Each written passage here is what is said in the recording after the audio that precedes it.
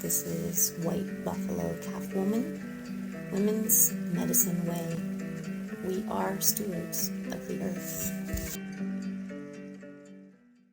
White Buffalo Calf Woman is a beautiful Ascended Master, and her story came through the Lakota people of North America. I'd invite you now to open your heart to receive her beautiful wisdom, her wisdom of the sacred way of living. She's a teacher of the indigenous peoples and the indigenous ways, those who are keepers of the earth. So take a moment, close your eyes, take a deep breath, and open your heart and ask a deep heart connection with White Buffalo Calf Woman as we move through her teachings and her wisdom.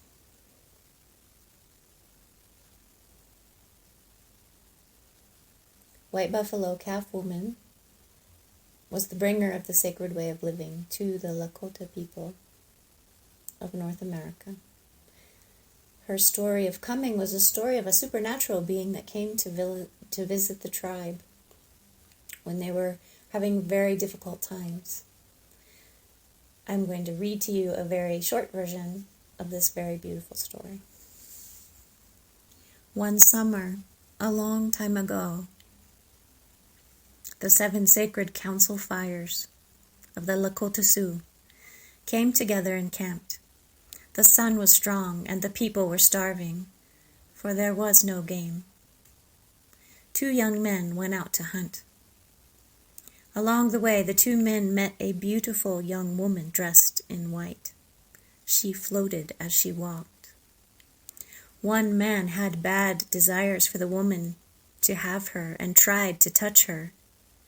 But as he did this, the man was consumed by a huge cloud and turned into a pile of bones. The woman spoke to the second young man and told him, "Return to your people and tell them I am coming."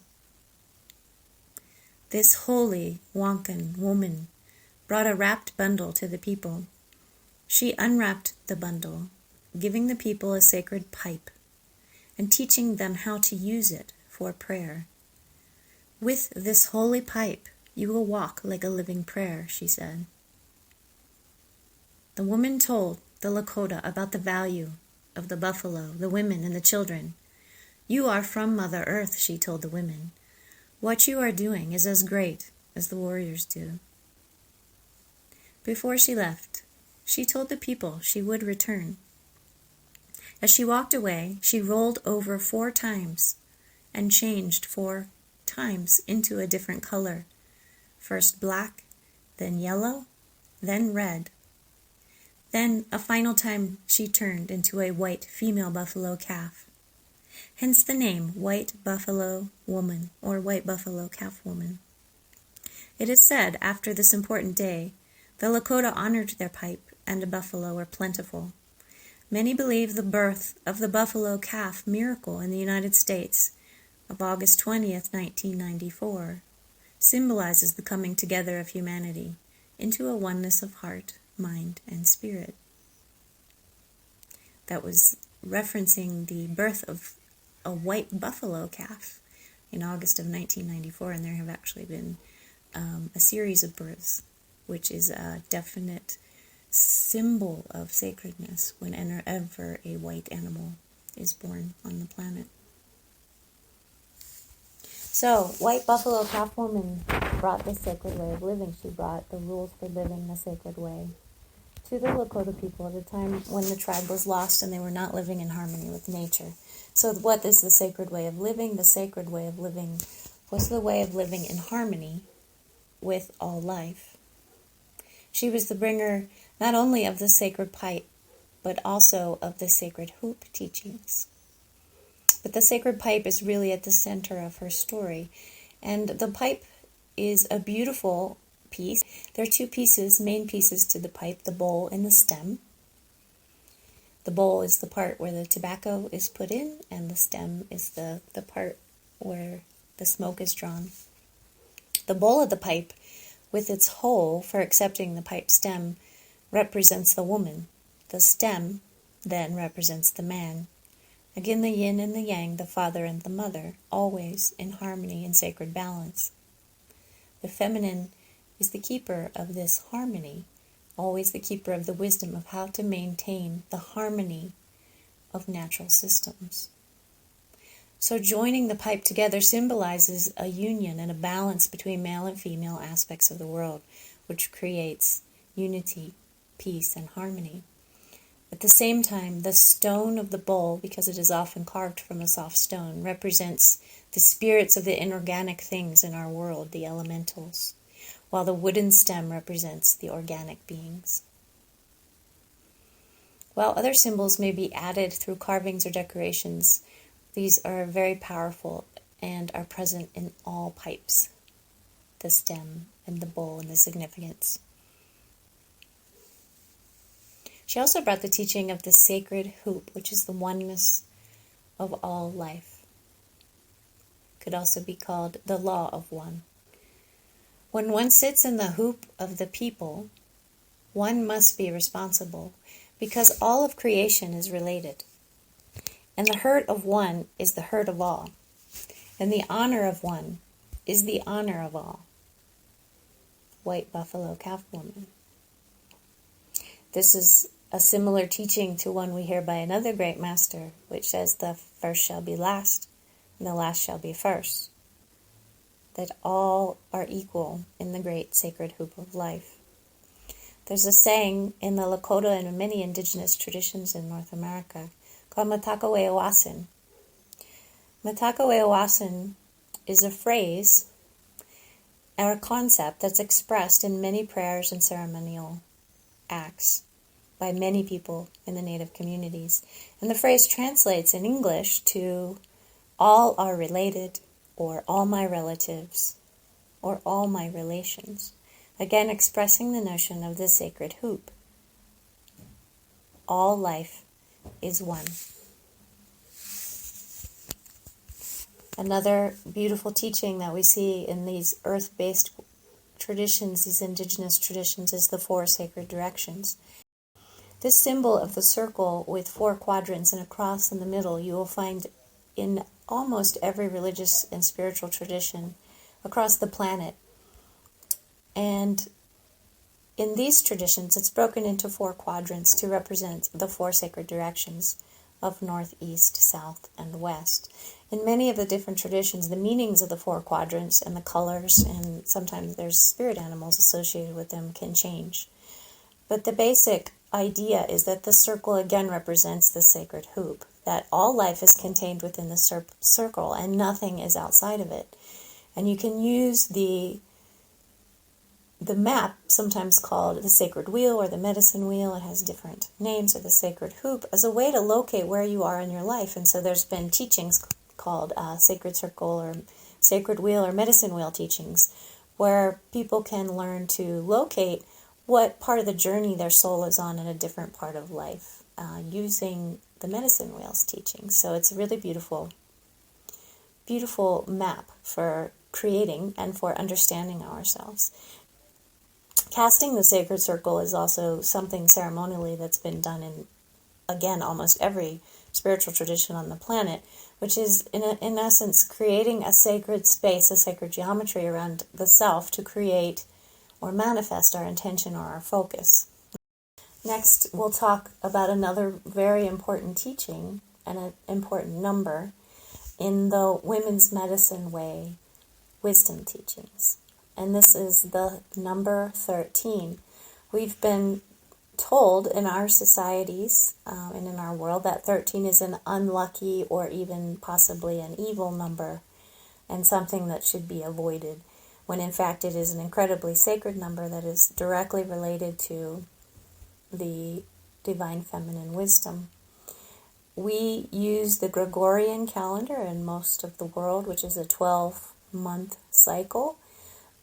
But the moon cycles were our original calendar, were our original timekeepers. As women, our menstrual cycle is if we are in tune with that menstrual cycle, is also aligned to the cycles of the moon.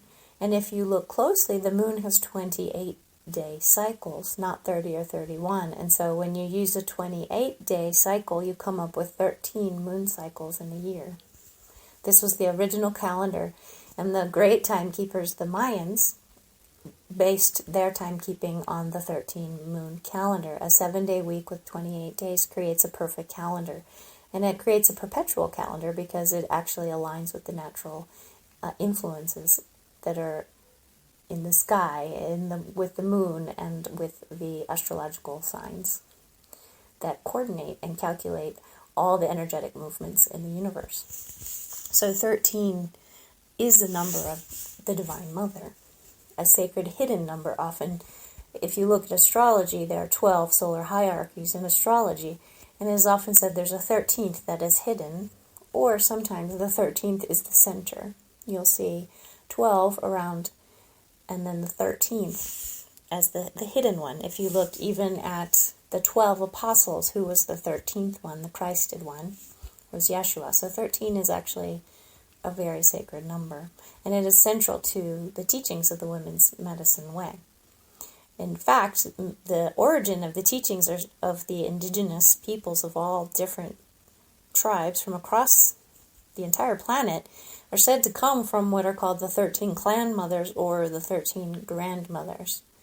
And this idea of the 13 original female teachers in any spirit nation or earth nation is one that can be found in many traditions.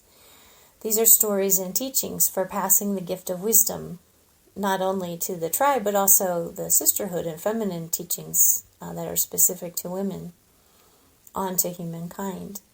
The 13 clan mothers created a map of healing of the fragmented human self to reveal the true underlying essence that's always been whole and intact. So another map, like the sacred hoop, is representing that map to find that wholeness, that unity that already exists within us but gets lost in the fragmentation of our egos and our egoic self that sees things with distortion. So these are tools that the ancient women's medicine way created for people to understand themselves, to learn about themselves, and to become their authentic divine soul vibration, a way to grow and mature. The grandmother's wisdom is a beautiful wisdom, and the first clan mothers innovated human spirituality. They are the ancient ones that are spoken of in many of the origin stories that honored the sacredness present throughout both the seen and the unseen worlds, which means the seen realms are the realms of form, everything we can see with our five senses, but they understood very well that the unseen realms were the causal realms, the non-form realms that stand behind form, that are the creation realms. They understood that one could not exist without the other, and that to live and to understand life was to understand both worlds, and to know and understand how to walk with an understanding and knowledge and wisdom about how both of these realms operate. They created the threads of spiritual awakening and divine connection that have since been woven into every spiritual tradition. You can find the roots of these teachings all over the planet. There's a spirit council of 13 grandmothers. These are a non-form version of the archetype of the 13 grandmothers. One of the 13 grandmothers is the grandmother of peace. She holds the vibration and divine quality of peace, and she speaks of wisdom. Her name is Wawa Shawe. She says, "First, there must be wisdom, because wisdom supports truth and compassion. Without wisdom, truth becomes lost, and compassion becomes dead." So true and so beautiful. So with the Lakota people, when they received the sacred pipe bundle, this got carried down generation to generation from the time the teaching was received, and it has been 19 generations since this original teaching came to the people. It was an oral tradition primarily. It's been written down in recent years, but the story of White Buffalo Calf Woman was really an oral tradition that was carried on, and the teachings were given in a lineage to the tribal members. Today that lineage is carried by chief Chief Arvel Looking Horse. And he has written messages to the world about one of the very special roles that the indigenous people have and continue to play on this planet, and that is as the stewards of the earth, the keepers of the earth, if you will. So here's an excerpt from a message that he put out to the public. I believe it was in about 2016, a very urgent call for people to wake up to our relationship, to stewardship, and to the earth. To understand the depth of this message, you must recognize the importance of sacred sites and realize the interconnectedness of what is happening today in reflection of the continued massacres that are occurring on other lands and our own Americas. I have been learning about these important issues since the age of 12, when I received the sacred White Buffalo Calf Pipe Bundle and its teachings. Our people have strived to protect sacred sites from the beginning of time. These places have been violated for centuries and have brought us to the predicament that we are in at a global level. Look around you. Our Mother Earth is very ill from these violations, and we are on the brink of destroying the possibility of a healthy and nurturing survival for generations to come, our children's children. Chief Arvel Looking Horse.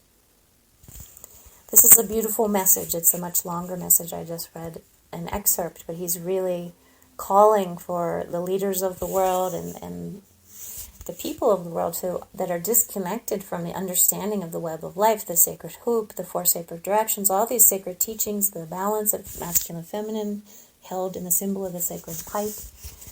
The indigenous peoples understood the delicacy of the natural systems and how they support life on this planet.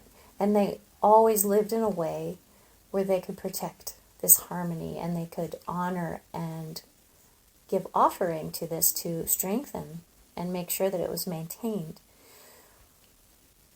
So what does he mean when he talks about sacred sites? I think we've all heard of different parts of the earth that are called sacred sites, different places where the energies are supposedly stronger or different. But really, what is a sacred site, and why are they important, and how do we need to be protecting them as stewards of the earth? Well, this comes back to another indigenous teaching, which is the web of life, and this is often represented as another figure of the feminine divine or the cosmic mother's grandmother spider. His grandmother spider, the weaver of the web of life. All of form is made of the mother light. And the mother light is strung across all of creation in lines, much like a web. They're not rigid, third dimensional. They curve, they're soft. They are just very similar to a spider web, which is why this imagery of the web of life and the spider is so important to the indigenous people. They are grids of light. And the grids of light exist in all things, and all manifested form are created from sacred geometries with an underlying structure that creates grids that sustain life. When these grids are weakened and broken, like the broken strings of a web or the broken strings of a guitar, then the ability to sustain life is weakened. So these grids are not only on the surface of earth, they permeate all things and form all the way up through the sky, down through the inner earth. If we could see them with our eyes, we would look like we were walking through a third-dimensional graphic program with grids, and every time these flexible grids were touched, you would see the energy of everything move, and the energy move through the grid, which is why the teaching of the law of one is so important, because if we put energy into that grid by a thought that is negative, it goes into the entire cosmos. It affects all of life, and it upsets the balance of harmonics in the life forces. So we have a huge responsibility. In the beginning, we had that quote about living with the people as a responsibility. Well, the indigenous understand the people aren't just the humans. You know, they call the trees the standing ones, the stones the sitting ones, the two-leggeds or the four-leggeds or the animals. They understand that all the beings, the plants, everything is part of that they each have consciousness, and that we as manifestors, as humans, very powerful in our minds, that when we are out of harmony and we create discordant energy in our own field, that the web of our aura is connected to everything else in life, not just other people are we affecting and infecting the entire web of life and beyond our own Earth, but into the solar system and galaxies and beyond, because it's like this long phone line that stretches and stretches. It doesn't end, and all of the webs eventually are created to one another. So there's, in this great sphere of life, if you're to take that sacred hoop and turn it into a third-dimensional sphere, which is the flower of life, which is the representation we get of the creation, that what happens in one part of creation through these webs that are interconnected into everything affects every other part. And so we take on much more responsibility when we come to understand that everything we're doing, everything we're creating, not only is it seen, not only is it recorded, there's nothing that is secret to the great allness, the great seeing eye of God, but that it has an effect on everything. And so, as beings, we came here as great creator beings because we can manifest such powerful things with our thoughts. We are manifestors.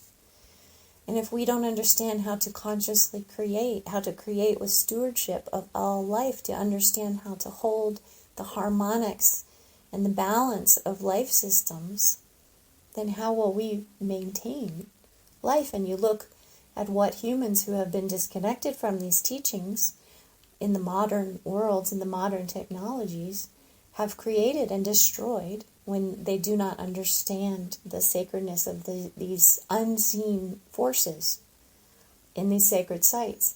So a sacred site can have the confluence of many ley lines or meridians, just like in acupuncture there's meridians of the body. This is the same system. It extends out from our bodies, from our auras into everything, and it's all connected.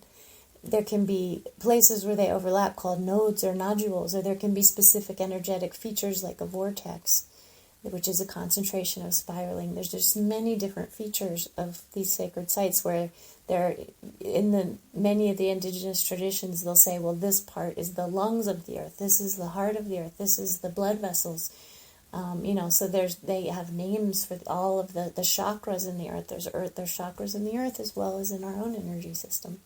So they understand the way the earth breathes and the way the earth needs to cycle itself and it needs to function. And when big mining companies and oil companies and different construction projects in cities come and they just completely desecrate this natural order, it creates great imbalance, not only in our lives, but in the natural systems and in the planet. So the indigenous peoples have always been the keepers of these sacred teachings, of understanding the energetics of not just the earth, but how those energetics affect and extend out to the entire cosmos. The indigenous people have always understood that we're just not the only beings existing in the universe or on earth. They have been very well aware of the star nations and in contact with the other star nations and understanding that life extends everywhere in the galaxies and universes. They have also held the teachings of the sacred water. Water is one of the 4 sacred elements. And the water is alive. The fire is alive. The elementals have consciousness. They are the core foundational building blocks of all of form. And the sacred waters are so incredibly important to the harmony, balance, and the mother light that's distributed. Nothing can be alive and beautiful and vibrant, including us or the natural world, without water. And the desecration of our waters has been significant on this planet. So you'll see many indigenous people that are fighting to protect the water. So another feature an unseen feature in the natural world that is there but we don't realize it, is something called a biogenesis field. And this is, again, you can think of it as a grid or a kind of a field of energy, like a force field. And everything has this bioenergetic field around it. And we could call our aura a bioenergetic field. A tree has a bioenergetic field. There's a field of electromagnetic energy that's formed. But systems create larger, more complex fields. So, for instance, if you look at a forest is a collective of these fields that creates a more complex codependent system. And when it's in harmony and balance, all the different pieces and parts, from again the smallest to the largest, like the largest tree and the tiniest little insect, everybody in the system plays a harmonious part in maintaining the integrity and unity of the system. When those grids and those systems start to be destroyed and pieces and parts of that whole start to be taken out of the systems, those grids, those biogenesis fields begin to degrade, and they can't sustain life, and they can't sustain biodiversity. And that's where you see processes where places used to be very green and they begin to lose water, they begin to lose the diversity of life, the tree cover, where forests are torn down, and they begin to become desert and desertification. And basically that's those fields breaking down. They can no longer sustain complex life genesis systems. So the indigenous people are well aware of these sorts of concepts, and so they have always been the great teachers and are today the great teachers that we need to come to understand the effects that we are having on our planet and how we can change and reharmonize those. Another really important aspect of sacred sites is when you do come into a sacred site, again, that's generally going to be a place where these fields are of really high frequency. And so you're going to receive a really beautiful dose of high frequency energy, which is in alignment with unity consciousness, with the divine realms. So if you go to a really pristine place in nature that hasn't been touched by human, you're going to feel that it just feels really good to be in this place, because these fields that I talked about are in pristine form, and they're mirroring the original intention of creation, which is wholeness, unity, and harmony. So what happens when we go into these fields, because everything is connected, and we believe when we're in a state of separation that, well, that tree's over here, my body's over here, and we're not connected. But through these webs I'm talking about, we can connect to anything by thought or many other different ways. And so what happens is, since they're holding an imprint of that perfected notion of creation, the perfected idea of unity, we can actually receive downloads of this divine vibration when we're in these places. And that's why people feel so good when they go into really beautiful natural places, because they're actually getting downloaded through this web of life with source vibrational frequencies that feeds them really positive, high vibrational energy, which is how we were meant to be sustained, which is one of the ways we always knew that we were connected, that we were not separate. And so the disconnection of humans from nature has been another core strategy to create separation consciousness on the planet. And so for those of us who choose to be awake and to be conscious, it is important for us to educate ourselves about these things, to understand our stewardship to all life, and to reconnect ourselves to an understanding of the natural world and how it is very much a part of us and we cannot exist separate from it, that is a great myth. So we'll finish today with the power of ceremony. Ceremony, again, has existed in all spiritual traditions, but in the indigenous traditions, it is a beautiful piece of their traditions. And why do we use ceremony? What is a ceremony actually doing? Well, there's a similarity. Earlier we talked about an archetype, and well, what is an archetype? We said that an archetype holds an imprint of a divine quality, if you will, a divine vibration, and when we see or we make reference to or we relate to a higher imprint of energy, what is lower is going to be brought into a higher alignment. And we also talked about how this archetypal resonance that we can have with symbols and with images of, for instance, the divine feminine archetypes, is this happens at a subconscious level, right? So again, this information is absorbed at a different level than at the mind. Well, ceremony is very similar. Ceremony is a way to focus our intention to create a result or a manifestation. So when we have a ceremony, we are creating an intentional space to manifest an intention, whatever that intention may be.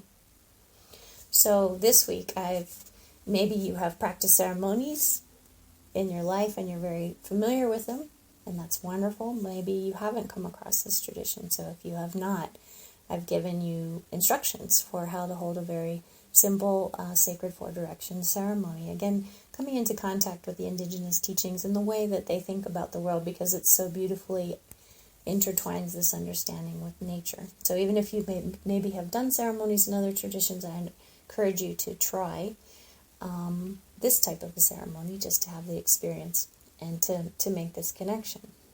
So in this sort of a ceremony, we're going to invoke the 4 sacred directions: east, south, west, and north. And I'll give instructions for this. And why do we do this? Because again, when we invoke this, we're creating a space, a sacred space. We're creating the sacred hoop to say, okay, I want these 4 cosmic forces in the all that is to listen. Because I have something I want to focus on. I have something I want to manifest. I have an intention, and I need assistance. I would like to be supported so that my intention is multiplied. So one of the first things we need to do if we want to have a ceremony, in addition to having the steps of the ceremony, first this, and then there's this part, and the opening and the closing, is we need to say, well, what is the actual work of a ceremony? What is your intention for having a ceremony? Why are you having a ceremony?